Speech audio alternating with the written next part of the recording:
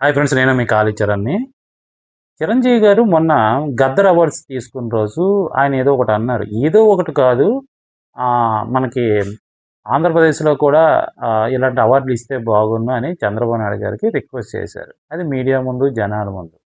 ఇక్కడ దాన్ని తప్పుపట్టి భూతద్దంలో చూసి కొంతమంది దాన్ని హైలైట్ చేసి చిరంజీవి గారి కోసం ట్రోల్ చేయడం, బ్యాడ్‌గా మాట్లాడడం, ఇష్టం వచ్చినట్టు కామెంట్స్ ఇవన్నీ పెడుతున్నారు.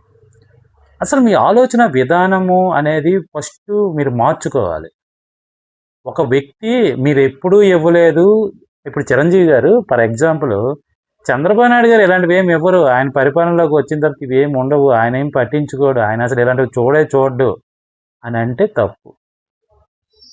సార్ మీరు కూడా కొద్దిగా అవార్డ్స్ కోసం దృష్టి పెట్టి కొద్దిగా మీరు కూడా ఇస్తే బావుంటది సార్ అంటే అది రిక్వెస్ట్. రిక్వెస్ట్‌కి తీసి పారేసేదానికి చాలా తేడా ఉంటది. ఫస్ట్ ఆఫ్ ఆల్ ఏంటంటే, స్కూల్లో చదువుకునేటప్పుడు గానీ, కాలేజీలో చదువుకున్నప్పుడు గానీ, నాలెడ్జ్ అనేది చాలా ఇంపార్టెంట్. ఆ నాలెడ్జ్ లేకపోవడం వలన, మీరు ప్రతిదాన్ని కూడా మీకు అర్థం కాక, మీకు అర్థం కాక, మీ యొక్క ఆలోచన విధానం రాంగ్ వలన, ఎదుటి వాళ్ళని అపార్థం చేసుకుంటున్నారు. ఫస్ట్ ఏంటంటే, తెలివి నేర్చుకోండి. తెలివి పెంచుకోండి. నాలెడ్జ్‌ని పెంచుకోండి. ఒక వ్యక్తి మాట్లాడేటప్పుడు ఆ సందర్భం ఏంటి? దేనికోసం మాట్లాడారు? అనేది ఖచ్చితంగా తెలుసుకోవాలి. డిగ్రీలు చేసినంత మాత్రానో, మనం చదువుకునే చదువులో ఎగ్జామ్స్ రాసి పాస్ అయిపోయినంత మాత్రానో, మనం గొప్పవాళ్ళం కాదు. నాలెడ్జ్, జనరల్ నాలెడ్జ్ చాలా ఇంపార్టెంట్. ఒక వ్యక్తి మాట్లాడే మాటకి మనం అర్థం చేసుకునే విధానం మీద చాలా బావుంటది. అది రాంగ్‌గా అర్థం చేసుకుంటే ఇంకొకలాగా ఉంటది. ఇప్పుడు 'చిరంజీవి' గారు చంద్రబాబు నాయుడు గారికి, ప్రభుత్వానికి తప్పు పట్టారని మీకు అనిపిస్తే మరి 'పవన్ కళ్యాణ్' గారు డిప్యూటీ సీఎం గారు గదా! కూటమి ప్రభుత్వం గదా! అంటే తమ్ముడిని తప్పు పడతాడా ఆయన? 'చిరంజీవి' గారిలాగా ఆలోచించి మాట్లాడే వాళ్ళు ఈ భూమి మీద చాలా తక్కువ మంది ఉంటారు. ఆయన ఏ రోజు నోరు జారరు.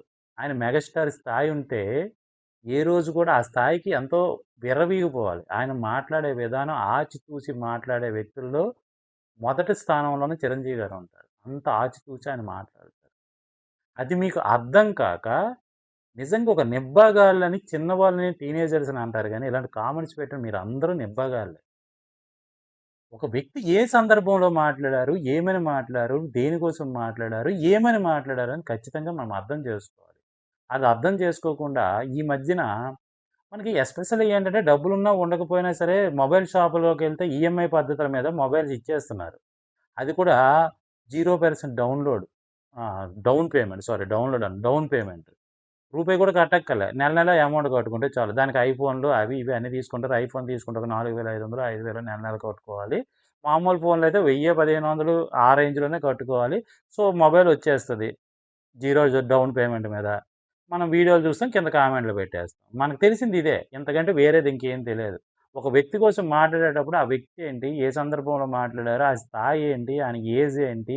ఆయన సాధించిన విజయాలు ఎలాంటివి? అలాంటి వ్యక్తి కోసం మనం ఏ విధంగా మాట్లాడాలి అని సంస్కారహీనంగా మనం మాట్లాడితే ఇప్పుడు ఆకాశం మీద ఉమ్మూస్తే మీ మీదే పడతది తప్ప ఆకాశం మీద పడదు. అది మీరు నేర్చుకోవాలి. ఇలాంటివి కామెంట్ చూసేటప్పుడు ఇలాంటి దాన్నేమంటారంటే జనాలు ఊరికనే ఇలాంటి వాటిని హైలైట్ చేసుకొని, వాటి కోసం తప్పుగా మాట్లాడి, ఒక వ్యక్తి కోసం మనం ట్రోల్ చేస్తే గొప్పవాళ్ళం అయిపోతామని అనుకోని, చాలా దారుణంగా ప్రవర్తిస్తున్నారు. ఒక వ్యక్తి కోసం నీ అభిప్రాయాన్ని తెలియజేయండి. కానీ బ్యాడ్ కామెంట్స్ పెట్టడం, ఇష్టం వచ్చినప్పుడు ట్రోల్ చేయడం ఇవన్నీ కూడా రాంగు. దయచేసి అది మానుకోండి. నేను కూడా చంద్రబాబు నాయుడు గారికి రిక్వెస్ట్ చేస్తున్నాను. అందరి తరపున అందరూ రిక్వెస్ట్ చేయండి. ఎందుకంటే కళల్ని ఎంకరేజ్ చేయాలి. కళల్ని సపోర్ట్ చేయాలి. చాలా సంవత్సరాలయింది అవార్డ్స్ ఇచ్చి. సో, ఇప్పుడు అవార్డ్స్ ఇవ్వడం వలన ఇప్పుడు కూడా తెలంగాణ ప్రభుత్వం ఇప్పుడు ఎవరు మన రేవంత్ రెడ్డి గారు రాగానే అవార్డ్స్ ఇచ్చేయలేదు. ఇప్పుడు ఇస్తున్నారు. సో, అలాగే చంద్రబాబు నాయుడు గారు, పవన్ కళ్యాణ్ గారు కూడా ఇస్తారు. సో, దానికోసం ఒక పెద్ద వ్యక్తిగా ఆయన చెప్పారు. ఆయన చెప్తే ఇప్పుడు అవార్డ్ ఇవ్వడం వలన అవార్డులతో మనకేంటి కోట్లు రావు. రివార్డ్స్ రావు. అవార్డ్స్ వస్తాయి. అవార్డ్స్ అంటే కళాకారుని ఎంకరేజ్ చేసినట్టు. ఆ ఎంకరేజ్ చేయడం వల్ల ఇంకా మంచి సినిమాలు తీస్తారు. ఇంకా ఉత్సాహంతో పనిచేస్తారు. ఇంకా మంచి మంచి కథల్ని మనకి ఆహ్, ప్రెజెంట్ చేయడానికి వాళ్ళు ముందుకొస్తారు. సో, దానికోసమే తప్ప దానివలన అవార్డ్స్ ఇవ్వడం వలన కోట్లయితే వాళ్ళకి రావు. కోట్లు కాదు కదా! ఒక రూపాయి కూడా రాదు. ఎందుకంటే అవార్డ్స్‌కెళ్ళాలి కారులోనో, ఫ్లైట్‌లోనే వెళ్ళాలి. ఇక్కడైతే కార్‌లో వెళ్ళాలి. అదే విజయవాడలో పెట్టారంటే ఫ్లైట్‌లో వెళ్ళాలి. ఎంతమంది ఫ్లైట్‌లో వెళ్ళాలంటే కష్టం. సో, వీళ్ళందరూ కూడా ఖర్చులు భరించుకునే వెళ్ళాలి. కానీ అక్కడేంటంటే ఎంకరేజ్ చేయడానికి, ఉత్సాహం కొత్త వాళ్ళలో ఇది జోష్ అనేది మళ్ళీ వచ్చి ఇంకా మంచి సినిమాలు చేయడానికి ఒక ముందుకొస్తారు. సో, దానికోసం చెప్తారే తప్ప ఏదో స్వార్థం కోసమైతే వాళ్ళు చెప్పరు. దీన్ని కూడా తప్పుగా మాట్లాడి మీరు ఇలా వాగడం వలన ఏమవుతదంటే ఒక్కసారి చెప్తాం. కలిసి ఉంటే కలదు సుఖం. కలిసి ఉన్నంత వరకు బావుంటది. మీరు ఇలాగే ఓవర్ యాక్షన్‌లు చేస్తే, విడిపోతే 2 కోతులో, పిల్లిలో ఏవో కొట్టుకుంటే మూడోదొచ్చి తినేసి ఎళ్ళిపోయినట్టు అలా తినేస్తారు. మీకది అర్థం కావట్లేదు.